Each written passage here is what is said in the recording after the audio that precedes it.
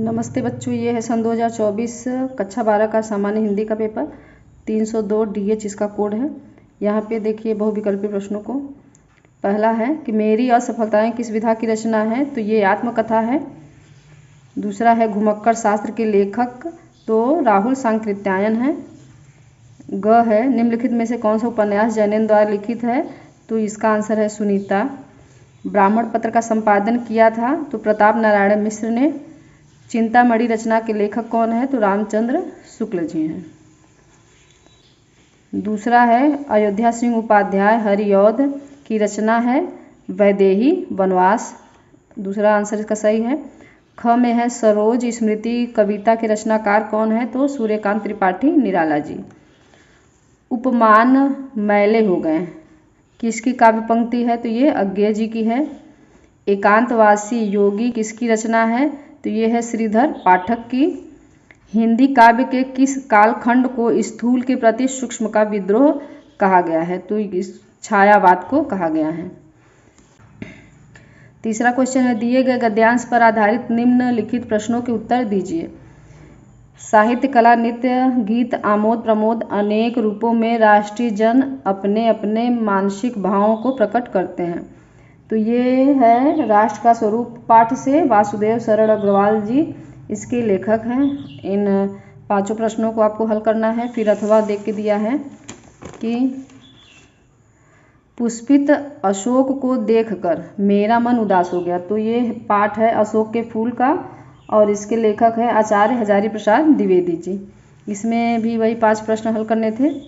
चौथा क्वेश्चन है दिए गए पद्यांश पर आधारित निम्नलिखित प्रश्नों के उत्तर दीजिए। इसमें लिखा है विस्तृत नभ का कोना, कोई कोना मेरा न कभी अपना होना, तो ये है पाठ महादेवी वर्मा का, इसकी रचयिता हैं और गीत से ये लिया गया है। इसके बाद अथवा दिया है कि सुख भोग खोजने आते सब आए तुम करने सत्य खोज, जग की मिट्टी के पुतले जन तुम आत्मा के मन के मनोज। ये है सुमित्रा नंदन पंत द्वारा लिखित कविता है और बापू के प्रति से ये लिया गया है। लेखक और साहित्यिक परिचय रचना लिखनी है वासुदेव शरण अग्रवाल, APJ अब्दुल कलाम, हरिशंकर परसाई।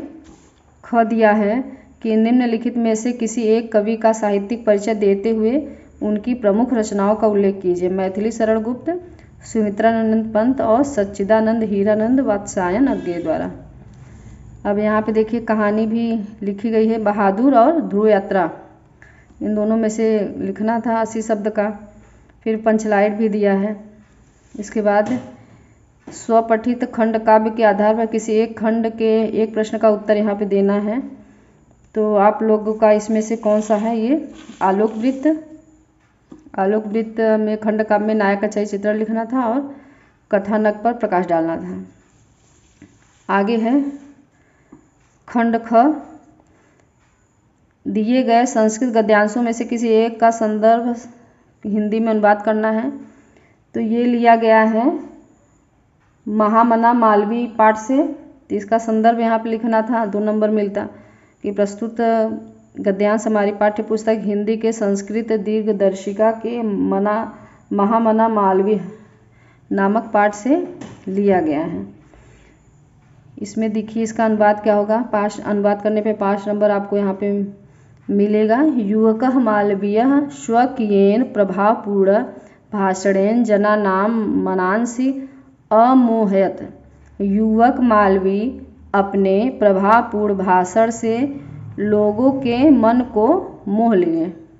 अतः अस्य सुहृदय, इसलिए इनके सुहृदय मतलब मित्रों ने, तम माने उनको, इसलिए इनके मित्रों ने उनको प्रांग विवाक पदवी मतलब वकील की पदवी प्राप्त करके देशस्य देश की श्रेष्ठतरा मतलब उच्चतम सेवा के लिए प्रेरित किया।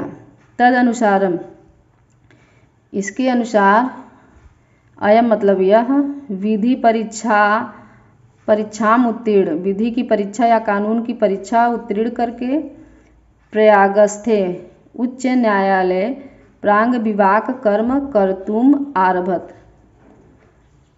इसके बाद यह कानून की परीक्षा उत्तीर्ण करके प्रयागस्थे उच्च न्यायालय, प्रयाग के उच्च न्यायालय में प्रांग विवाह कर्म कर्तुम आरभत, वकील का कर्म करना प्रारंभ कर दिया।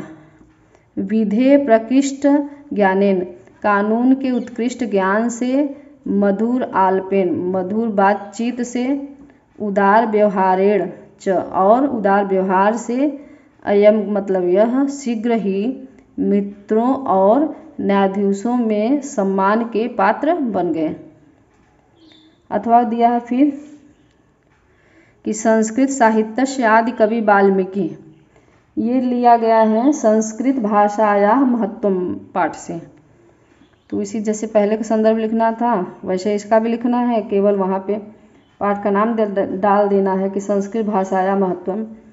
तो संस्कृत साहित्य के आदि कवि वाल्मीकि, महर्षि व्यास, कवि कुलगुरु कालिदास और दूसरे भास, भारवी, भवभूति आदि महाकवि अपने ग्रंथ रत्नों से आज भी पाठकों के हृदय में विराजमान हैं। इयं भाषा, यह भाषा अस्माभिमातृशम, हमारी माता के समान, सम्माननीय, सम्माननीय, वंदनीय च, और वंदनीय है। यह तो मतलब क्योंकि भारत मातु, भारत माता की स्वातंत्र्य, भारत माता की स्वतंत्रता, गौरव मतलब गौरव, अखंडत्व मतलब अखंडता, सांस्कृतिक एकता और सांस्कृतिक एकता, संस्कृते मतलब संस्कृति के द्वारा, एवं मतलब ही संस्कृत के द्वारा ही, सुरक्षितुम शक्यते, सुरक्षित की जा सकती है। यम संस्कृत भाषाया, यह संस्कृत भाषा, सर्वासु भाषासु सभी भाषाओं में, प्राचीनतमा सबसे प्राचीन, श्रेष्ठा च अस्ति और श्रेष्ठ है, तथा मतलब इसलिए, सुष्ठुतम ठीक ही कहा गया है। भाषासु मुख्या मधुरा, भाषाओं में मुख्य मधुर, दिव्या मतलब दिव्य, इसलिए ठीक ही कहा गया है। भाषाओं में मुख्य मधुर दिव्य, गिरवाड़ भारती मतलब संस्कृत भाषा है, इसलिए ठीक ही कहा गया है। भाषाओं में मुख्य मधुर दिव्य, गिरवाड़ भारतीय मतलब संस्कृत भाषा है। फिर ख में देखिए दिया है, दिए गए पद्यांशों में से किसी एक का ससंदर्भ हिंदी में बात करना है। न मे रोचते भद्रम वह उलूकस्य अभिषेचनम, तो ये दिया है जातक कथा वाले पाठ से है। संदर्भ उसी जैसे ऊपर है वैसे ही इसका भी संदर्भ लिखना है। यहाँ पे आप डाल सकते हैं पद्यांश या श्लोक कि प्रस्तुत श्लोक हमारी पाठ्य पुस्तक हिंदी के संस्कृत दिग्दर्शिका के जातक कथा नामक पाठ से लिया गया है। इसका देखिए क्या होगा हिंदी अनुवाद। न मे रोचते भद्रम वह उलूकस्य अभिषेचनम, यहाँ पे है कि मुझे यह उल्लू का अभिषेक पसंद नहीं आ रहा है, या मुझे यह उल्लू का अभिषेक अच्छा नहीं लग रहा है। अक्रुद्धस्य मुखम पश्य, बिना क्रोध के मुख को देखूं। कथम क्रुद्धो भविष्यति, क्रोध के समय कैसा होगा। फिर है जल बिंदु निपातेन क्रमशः पूरयेत घटः, बूंद बूंद, जल बिंदु निपातेन माने गिरना, तो बूंद बूंद जल गिरने से क्रमशः पूर्णतः घड़ा घड़ा भर जाता है। बूंद बूंद जल गिरने से क्रमशः घड़ा भर जाता है।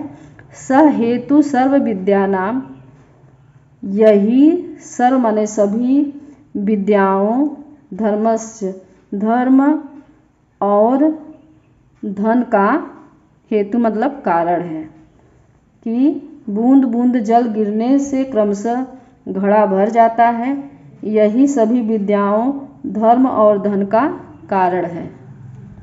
आगे 9वां में इसमें मुहावरे कुछ दिए गए हैं। इस मुहावरे में से चारों में से कोई एक आपको करना रहेगा।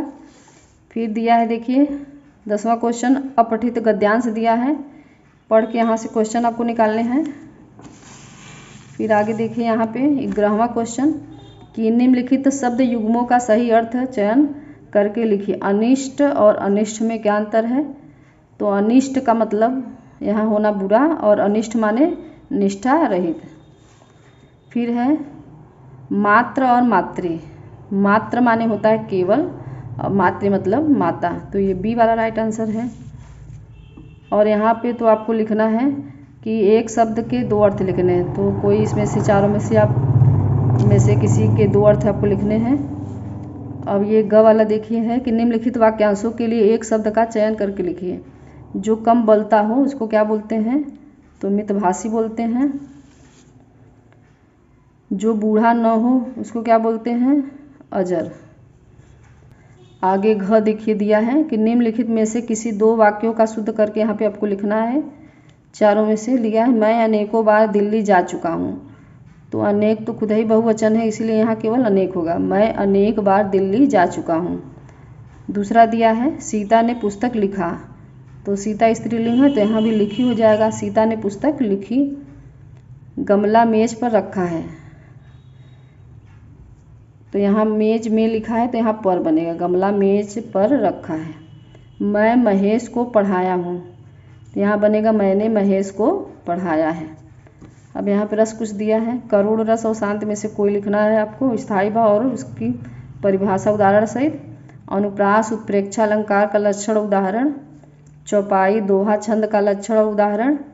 और यहाँ पे आया है पत्र में बैंक प्रबंधक को शिक्षा ऋण के आवेदन के संबंध में पत्र लिखना है, या किसी पर्यटन स्थल की यात्रा का वर्णन करते हुए अपने मित्र को पत्र लिखना है। फिर है 14वां क्वेश्चन लास्ट कि निम्नलिखित विषयों में से किसी एक पर अपनी भाषा शैली में निबंध लिखिए। पर्यावरण पे आया है विद्यार्थी जीवन में अनुशासन, वर्तमान समय में नारी शिक्षा, साहित्य और समाज का संबंध, राष्ट्रीय शिक्षा नीति 2020।